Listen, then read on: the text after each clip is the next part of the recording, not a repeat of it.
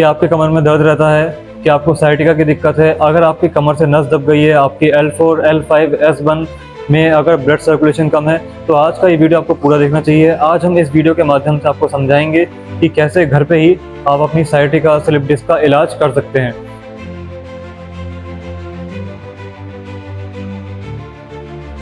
तो hello everyone, मैं हूं वैभव द्विवेदी और द्विवेदी हेल्थ में एक बार फिर आपका स्वागत है। आज हम डिटेल में समझेंगे साइटिका स्लिप डिस्क की प्रॉब्लम को। जब हमें स्लिप डिस्क होती है तो हमारी कमर से जो नसें हैं वो दब जाती हैं। हमारी L4, L5, S1 जो नस है वो दब जाती है, जिसके कारण हमारा ब्लड सर्कुलेशन कम होता है। जो हमारी साइटिक नर्व होती है वो कमर से होते हुए हमारे पैरों तक जाती है। ये कमर से होते हुए, कूल्हे से होते हुए हमारे काफ मसल तक जाती है। तो कई बार जब हमारी साइटिका की दिक्कत होती है, जब हमारी कमर से नस दबती है L4, L5, S1, तो हमें ऐसा महसूस होता है कि हमारी कमर में दर्द हो रहा है और कमर से रेफर होते हुए हमारे काफ मसल तक पेन जा रहा है। क्योंकि जो हमारी साइटिक नर्व होती है, अगर उसमें ब्लड सर्कुलेशन कम हो जाता है हमारी नस दबने के कारण, तो हमें काफ़ी पेन महसूस होता है। अब हमें पहले ये समझना होगा कि साइटिका आखिर होता क्यों है, क्या कारण है, क्या ऐसी दिक्कत है जिसकी वजह से हमें साइटिका की दिक्कत होती है, हमारी नसें दब जाती हैं। देखिए, सबसे पहला और सबसे सिंपल कारण होता है हमारा वजन उठाना और झुकना। जब हम झुकते हैं तो हमारी स्पाइन में कर्व आता है और कई लोग क्या करते हैं कि वो झुक के वजन उठाते हैं, उसके चक्कर में उन्हें साइटिका की दिक्कत हो जाती है। अगर आपको साइटिका की दिक्कत है, आपकी कमर से पैर में दर्द आ रहा है, तो आपको बिल्कुल भी झुकना नहीं है। साइटिका की दिक्कत में कोई परहेज नहीं होता सिवाय इसके कि आपको झुकना नहीं है और बिल्कुल भी वजन नहीं उठाना। अगर आप बार बार झुकेंगे तो आपकी स्पाइन में एक कर्व आएगा। कर्व आने की वजह से आपकी जो नसें दबी हुई हैं L4, L5, वो और भी ज़्यादा दबेंगी, जिसकी वजह से आपको दिक्कत होगी। उसके अलावा हमें झुक के कोई भी वजन नहीं उठाना है और कोई भी ऐसा हैवी काम नहीं करना जिसकी वजह से हमारी कमर पे प्रेशर पड़े। अगर हमारी कमर पे प्रेशर पड़ेगा, चाहे फिर वो झुकने की वजह से हो या वजन उठाने की वजह से, तो हमारी नसें दबेंगी और हमारा ब्लड सर्कुलेशन और भी कम होगा। कई लोग क्या करते हैं कि वो साइटिका की दिक्कत में जब उनकी कमर में दर्द होता है, कमर से नसें दब जाती हैं, तो वो डॉक्टर के पास जाते हैं। डॉक्टर उन्हें मेडिसिन दे देते हैं। जब तक वो मेडिसिन खाते हैं तब तक उन्हें आराम होता है। मेडिसिन जैसे बंद करते हैं उसके बाद फिर से उन्हें दर्द स्टार्ट हो जाता है। तो एक बात आपको समझनी होगी, अगर आपको साइटिका की दिक्कत है, अगर आपको स्लिप डिस्क की दिक्कत है, आपकी कमर से नस दब गई है, तो कोई भी मेडिसिन आपके लिए ऐसी नहीं बनी है जो आपकी कमर की दबी हुई नस खोल सके। क्योंकि कमर की जब नस दब जाती है, जब हमारी स्लिप डिस्क हो जाती है, तो कोई भी मेडिसिन ऐसी नहीं है जो उस डिस्क को सही जगह पे ला सके। उसके लिए हमें फिजियोथेरेपी करवानी पड़ेगी और साथ ही साथ हमें घर पे कुछ एक्सरसाइज करनी होगी। लास्ट ऑप्शन हमारा साइटिका में यही होता है कि हम ऑपरेशन करा लें, मगर इसकी कई सारी स्टेजेस होती हैं, स्टेज 1, स्टेज 2, स्टेज 3, स्टेज 4। अगर आपकी कंडीशन स्टेज 4 पे है, यानी कि आप बिल्कुल बेड पे लेट चुके हैं, आपसे बिल्कुल खड़ा नहीं हुआ जा रहा, आप चल फिर नहीं पा रहे, तो ही आपको ज़रूरत है कि आप जो है कमर का ऑपरेशन करवा लें, जिससे आपकी साइटिका की दिक्कत, आपकी स्लिप डिस्क की दिक्कत खत्म हो जाएगी। अगर आपकी स्टेज 1 या स्टेज 2 या स्टेज 3 है, तो इसका इलाज यही है, बेस्ट ऑप्शन यही है कि आप फिजियोथेरेपी करवाएं। फिजियोथेरेपी के साथ ही साथ आप घर में एक्सरसाइज करें। तो आज मैं आपको कुछ सिंपल और बेस्ट एक्सरसाइज बताने वाला हूं जो कि एडवांस लेवल की हैं, जिन्हें अगर आप घर में रेगुलरली करते हैं तो धीरे धीरे आपको साइटिका की दिक्कत में, स्लिप डिस्क की दिक्कत में आराम दिखने लगेगा। तो अब मैं आपको कुछ सिंपल एक्सरसाइज बताऊंगा, साथ ही साथ कुछ टिप्स दूंगा वीडियो के एंड में, जिन्हें आप ध्यान में रखेंगे तो आपकी स्लिप डिस्क की दिक्कत, कमर से दबी हुई नसों की दिक्कत बहुत ही जल्द खत्म हो जाएगी। तो अब हम हमारी फर्स्ट एक्सरसाइज शुरू करने जा रहे हैं। इसके लिए यहाँ पे मैं हमारे बेड पे उल्टा होकर लेट जाऊँगा और अपने दोनों हाथों में थोड़ा डिस्टेंस रखूँगा। अपने हाथों को कुछ मैं इस तरह से रखूँगा और उसके बाद मैं अपनी कमर को और अपने सर को इस तरह से ऊपर उठाऊँगा।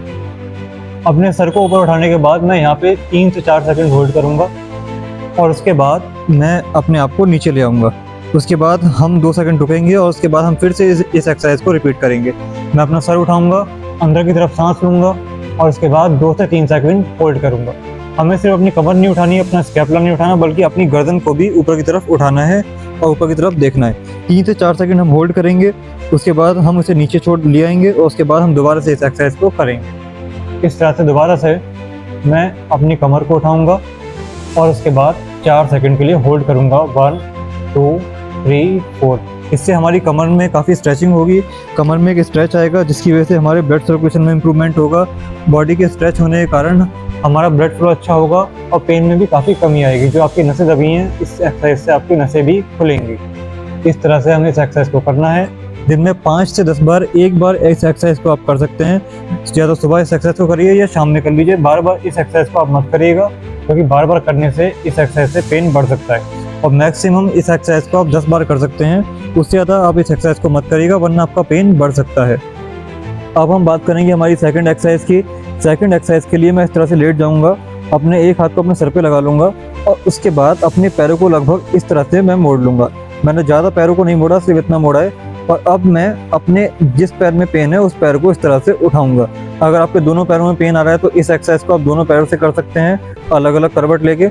अब मैंने यहाँ पे पैर उठा लिया है और उसके बाद मैं 3 से 4 सेकंड इसे होल्ड करूँगा। 4 सेकंड होल्ड करने के बाद मैं इसे फिर से नीचे ले आऊँगा एंड देन मैं इसे फिर से ऊपर लेके जाऊँगा। धीरे धीरे मैं ऊपर लेके जाऊँगा और धीरे धीरे मैं इसको नीचे ले आऊँगा। उसके बाद मैं फिर से इसे नीचे ले आ रहा हूँ और इसके बाद मैंने एक बार अपने पैर को उठाया। अब मैं 4 सेकंड के लिए इसे होल्ड करूँगा। 1 2 3 4, यहाँ 4 सेकंड कंप्लीट हुए और अब मैं इसे नीचे ले आऊँगा।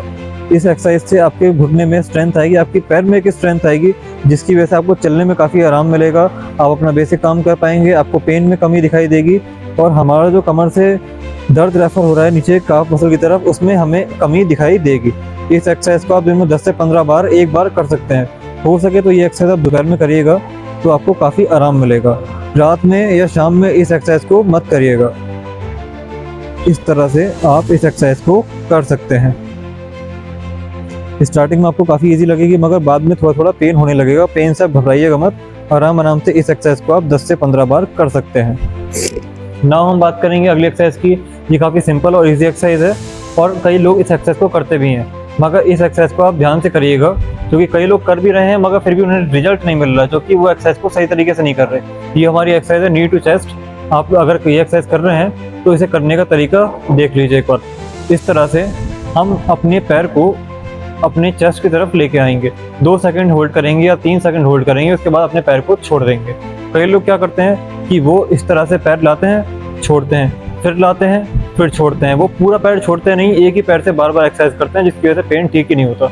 हमें क्या करना है, एक बार इस पैर से एक्सरसाइज करनी है, उसके बाद अपने दूसरे पैर से एक्सरसाइज करनी है। अगर आपके घुटने में दर्द है तो आपको ध्यान इस बात का रखना है कि आपको इस तरह से हाथ नहीं लगाना, इस तरह से अंदर की तरफ प्रेस नहीं करना, बल्कि आपको घुटने के नीचे इस पार्ट पे अपना हाथ लगाना है और ठीक ठाक प्रेशर लगाना है, बहुत ज़्यादा प्रेशर नहीं लगाना। 2 से 3 सेकंड होल्ड करना है, उसके बाद अपने पैर को ढीला छोड़ देंगे। ये एक्सरसाइज आप दिन में 20-20 बार 2 बार कर सकते हैं। सुबह और शाम इस एक्सरसाइज को अगर आप करेंगे तो आपको पेन में काफ़ी आराम मिलेगा, आपकी बॉडी में एक स्ट्रेचिंग होगी, आपकी जो साइटिक नर्व जा रही है कमर से होते हुए उसमें आपको काफ़ी आराम दिखाई देगा। धीरे धीरे इस एक्सरसाइज को आप बढ़ा सकते हैं, 15 से 20 बार की जगह 20 से 25 बार कर सकते हैं और आपको इस एक्सरसाइज से काफ़ी आराम मिलेगा। अब हम हमारी चौथी एक्सरसाइज की बात करेंगे। इसके लिए मैंने यहाँ पे एक रोल बना लिया है चादर से। आपके घर में भी कोई चादर होगी उससे आप एक मोटा रोल बना लीजिए। अगर आपका वजन ज़्यादा है तो आप इससे भी ज़्यादा मोटा रोल बना सकते हैं। उसके बाद अपने घुटने के नीचे कुछ इस तरह से मैंने इस रोल को रख दिया है और मैं अब अपने दोनों हाथों को सीधा करके रख दूंगा।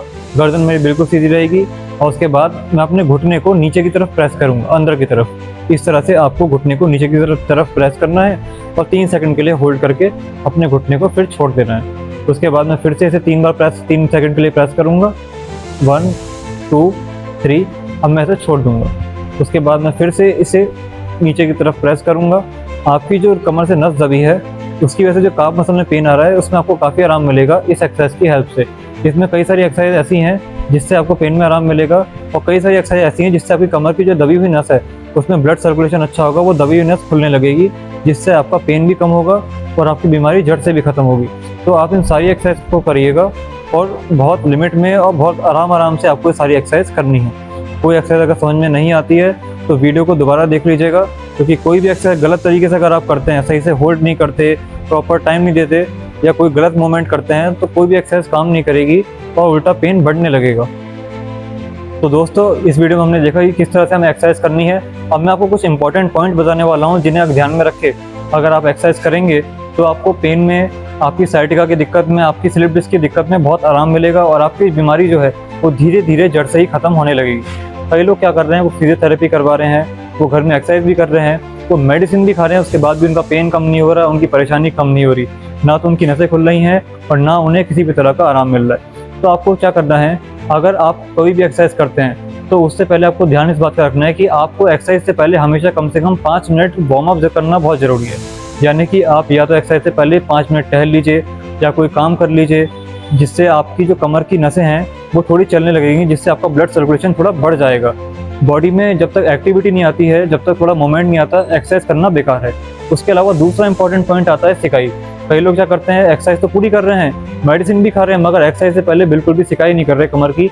तो अगर आप कमर की सिकाई नहीं कर रहे हैं तो आपको कमर की सिकाई भी ज़रूर करनी है, जिससे आपका ब्लड सर्कुलेशन इंप्रूवमेंट होगा, आपके कमर में जो स्टिफनेस है, जो अकड़न है, वो अकड़न निकल जाएगी और आपको सिकाई में काफ़ी आराम मिलेगा और साथ ही साथ एक्सरसाइज भी आप आसानी से कर पाएंगे।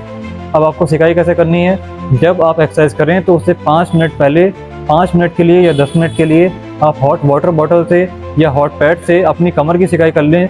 जिस एरिया में आपका पेन आ रहा है उस एरिया में आप सिकाई कर लें, जिससे आपको पेन में बहुत राहत मिलेगी और जल्द से जल्द आप ठीक हो जाएंगे। अगर आपके मन में कोई प्रश्न है L4 L5 से जुड़ा हुआ, साइटिका से जुड़ा हुआ, स्लिप डिस्क से जुड़ा हुआ या किसी भी तरह की बीमारी से जुड़ा हुआ, तो आप कमेंट में पूछ सकते हैं। मैं जल्द से जल्द आपको रिप्लाई देने की कोशिश करूँगा और कमर से जुड़ी हुई दिक्कतों के लिए मैं वीडियो बनाता रहता हूँ। तो अगर आप मेरे इस चैनल पर नए हैं तो प्लीज़ चैनल को सब्सक्राइब करिए, वीडियो को लाइक करिए और कोई भी चीज़ अगर समझ में नहीं आई है तो इस वीडियो को आप दोबारा देखिए और सोच समझ के इन एक्सरसाइज को करिए। नमस्कार।